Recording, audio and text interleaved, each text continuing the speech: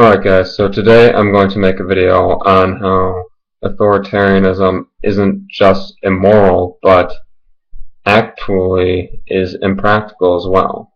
So I was on YouTube and I basically watched a video where a man is really mad at what his sister said on Facebook. You may have seen this.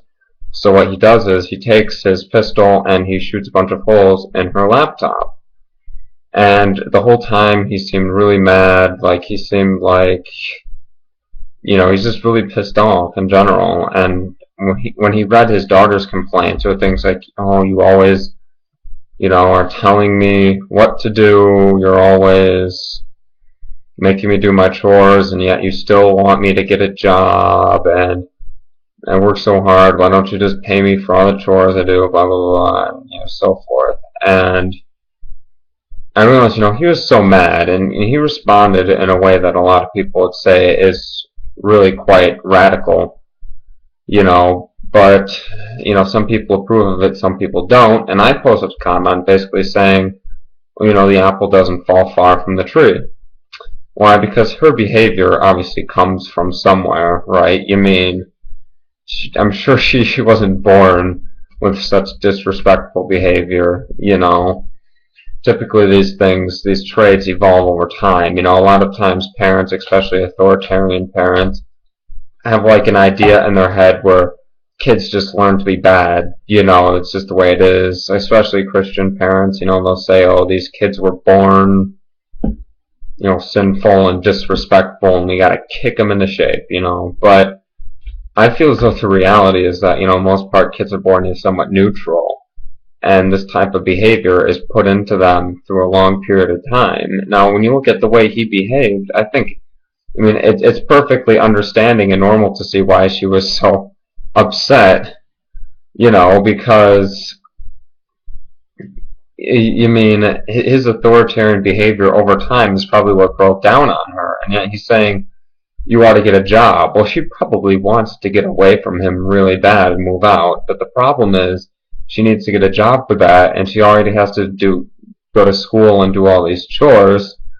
It's going to be hard for her to have time and energy, to get that job, especially me being a teenager, knowing I'm pretty much tired all the time. It's a hard thing. So, now here she is, she's trapped, she can't really get away, she's dependent, and what is she going to do? She's just going to complain and she's just going to get mad.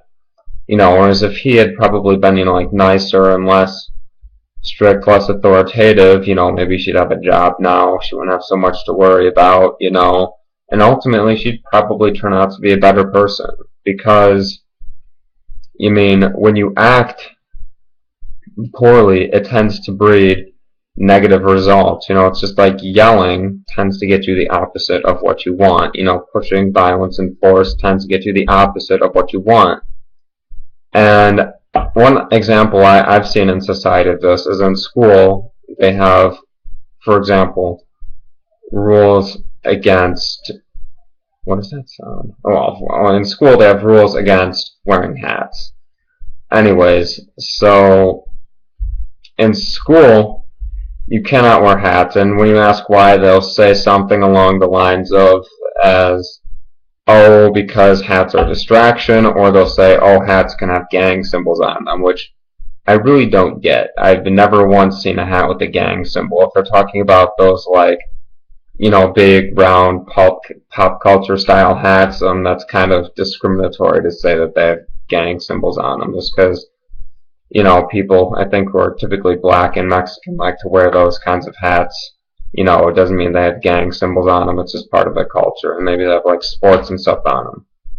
But anyways, they claim that it's a distraction to wear hats, right?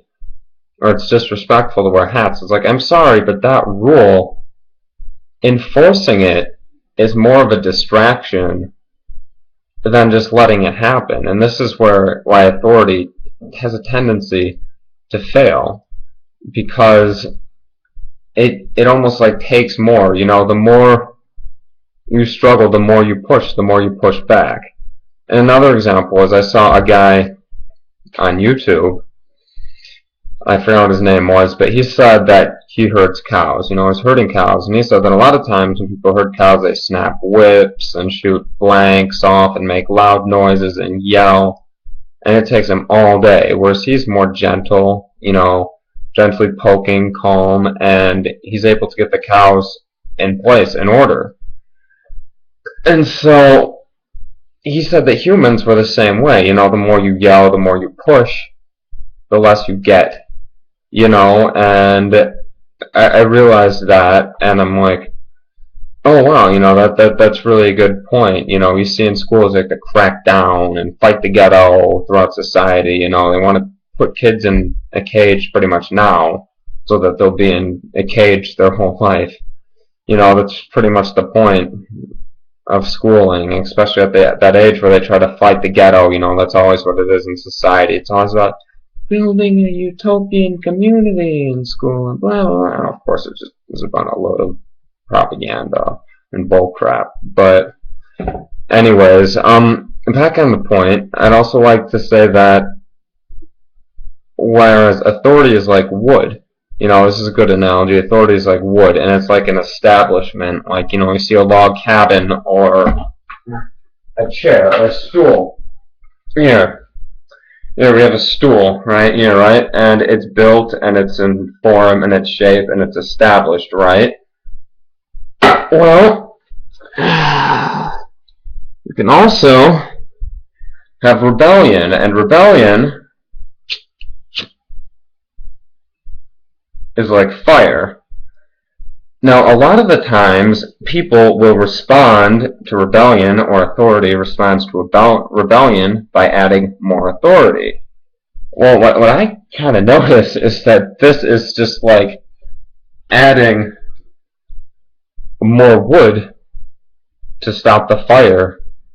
It doesn't make sense. It's not logical at all. The more authority you pose, the more reasons people have to rebel. So, if you're going to be an authority figure, which in my opinion, for the most part, limited authority is really like free-range cattle.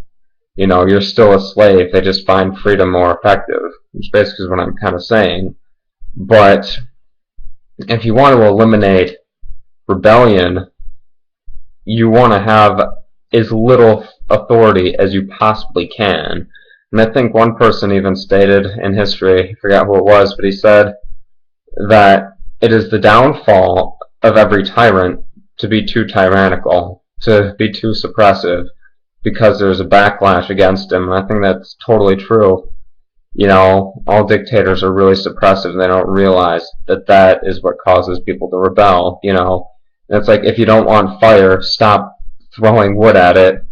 You see guys in school, they want to crack down on things like wearing hats or jackets, or they try to crack down on things like getting to class on time, because that's so important. Well, the more you worry about that, the more people are going to just get pissed off. You're giving people reason to rebel. Whereas you down low, you make the loosest rules you absolutely can, things are going to go much more smoothly.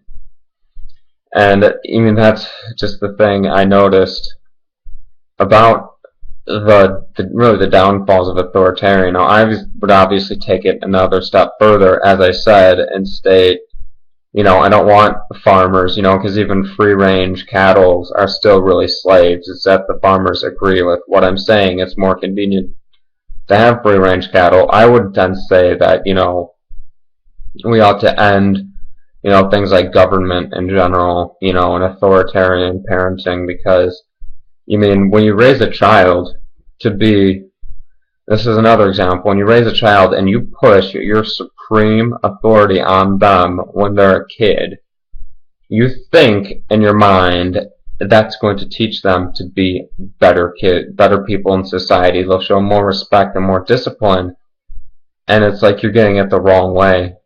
If you push on them, if you use force on them and act rudely and yell and boss them around, well, they're going to go to their fellow people in society, and they're going to do the exact same thing, and they're going to act in this immoral behavior and support an unjust hierarchy, such as government. Like the guy on Facebook, he says, I mean, he seems like kind of a Republican kind of a guy, redneck. Like, I'm sure he's in favor of freedom of speech, but yet he won't let his daughter say what she wants about him on Facebook. And it's like, well, if you want to keep your right to freedom of speech, you better let your daughter say what she wants about you on Facebook, because she's going to grow up, and if you taught her that she can't say what she wants about you, then the same thing is going to apply to government. She's going to think that she can't say what she wants about government, and that just gives government the foothold. And it's like in schools how they have hall monitors, and you say you respect them and do what they want to no matter what. Well, in society, that's going to turn into police officers, and I don't think that you ought to respect police officers no matter what. Police officers traditionally are supposedly public servants, and now they're becoming like gods. And it's this thing that teaches kids authoritarianism, and really, let's face it, authority, like I'm saying, does not turn people into better people. It just makes them more suppressing of others, whereas if you let a kid be free, then he's less likely to suppress others, and he's more likely to be a kind and loving person who uses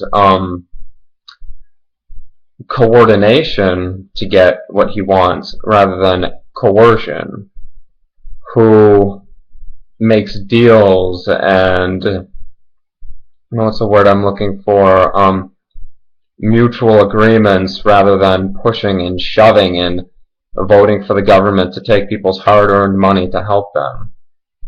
In the end, authority, spanking your children, makes them less emotionally secure, and it lowers IQ points. You see what I'm saying? So in reality, authoritarianism is not the great way, and a lot of people would argue and say, oh, well, you're right, this does continue strong authoritarianism, and that's good, because they have a moral connection in their mind that authoritarianism is necessary and is the moral way, and not having authoritarianism is immoral, But I'd like to step in and say, how is it immoral? If authoritarianism has all these negative effects, it makes, people suppressed and sad and, beaten. You look at Soviet Russia and Nazi Germany, and even like smaller governments that act authoritarian, putting people in jail for like stupid reasons and drugs and forcing them. If authority tends to have such negative effects, if it makes your children sad and whine and then only act out creating more negativity, then how is it that you can come and say that authoritarianism is of moral high ground? Because I already made a video on why it's not, just recently. That's the thing, if you want life to be better and more positive, then naturally you got to teach your kids to be free. It's like peaceful parenting. I've looked at the results. I'm not a psychiatrist, but I've seen kids who are peaceful parenting, and I even saw a teenage girl on YouTube who is under peaceful parenting rather than authoritarianism, and the results everyone else have had using it have just been like phenomenal, and they all say it's great, whereas authoritarian parents tend to have kids that end up resenting them leaving and never wanting to come back. That's a whole rebellious teenager. It's just like what I said before, without promoting your supreme authority, there's not much room for rebellion. So I'm running out of time, but that's, I guess, all I have for this video. Thanks, I love you guys, and Auf Wiedersehen.